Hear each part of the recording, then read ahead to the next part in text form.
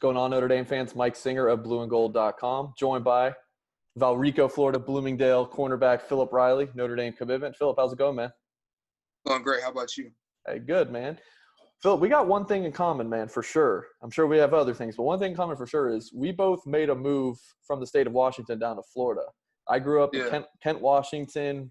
When I was about 4 or 5 years old, I moved down to Clearwater in the Tampa Bay area. You made a similar move, man. Tell me about that. I mean, it was a great move, football-wise and family-wise. We moved down here because my stepdad has family in Alabama and Georgia. My mom has family in Florida. So they just thought it would be a great move to get by some family. For me, football-wise, because football down here is really competitive and great. Football in Washington's pretty good too. What was the transition like? You know, could you see a big difference in talent, especially in the Tampa Bay area? I mean, football is very good. Yeah, I mean, Washington definitely has some talent. It's just that Florida has more talent per each week.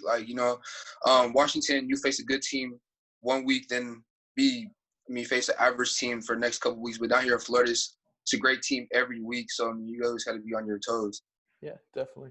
Tell me about the recruiting process. You know, was it kind of surprised when you first started getting recruited, and anything that shocked you about the process that you maybe didn't expect to happen?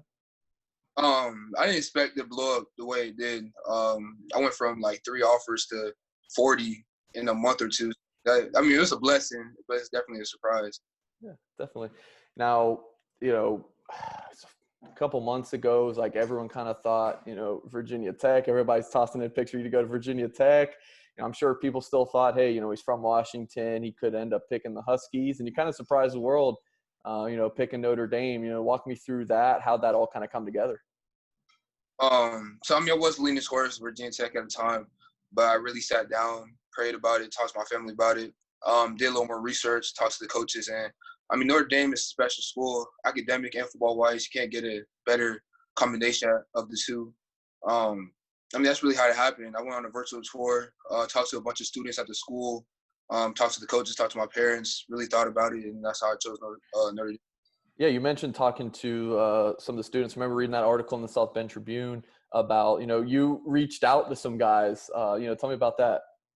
So I went on Instagram, went on Notre Dame's profile, just typed in Notre Dame or Indy, and a bunch of students popped up. So I just hit them up, got to know them, asked them a few questions, because you can't really get that perspective from a coach or a player, how everyday life at Notre Dame is. So it was just great getting their perspective and the reasons they went to Notre Dame as a student.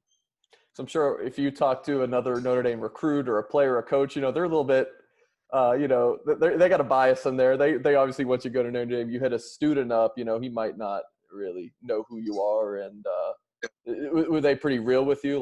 Tell you some good, tell you some bad? 100%. Yeah. It was a good mixture of both. But of course they're pro Notre Dame. They go there. Of course. Yeah. I talked to a couple of them. They gave me some reasons they did and some things they think Notre Dame could improve at. But it was a great perspective to get.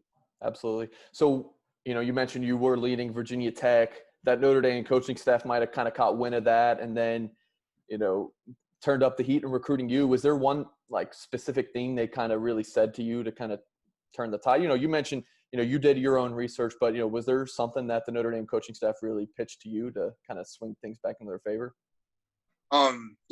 It's really the scholarship. It's not every degree is the same. Getting a degree from Notre Dame is a lifetime opportunity. Their academics was number one thing that really popped out to me. When I was on the meetings with Coach Lee and Coach Mickens and Coach Kelly, they showed me their flaws, what they can improve at, and how they're gonna improve it. That was really that really popped out to me because not a lot of programs will do that. A lot of programs have fluff, and I know what Notre Dame was 100% true, all backed up by facts, no fluff there. Sure. Cool. Now, you've been committed for about a month now. How's the committed life? Is it kind of nice to, not have reporters and coaches hitting you up all the time, or is it still pretty busy there? No, it's great. It's great. Got a lot more free time, a lot more time to my family, to myself. Just been communicating with the coaching staff still, talking to recruits. It's just back to my normal life, really. How's everything with the other Notre Dame commits? Blake Fisher, Tyler Buckner. I'm sure once you committed, you got added to that group chat. So how's that going? Oh, it's going great. Great group of guys, all like-minded. Just really friends. I mean, building that brotherhood, building that connection. So when we do go up to Notre Dame, we can connect just like that. So it's going really good. Philip, I appreciate you joining in the Zoom call with me, and we'll have to do this again soon, man. Thank you so much. Have a great day.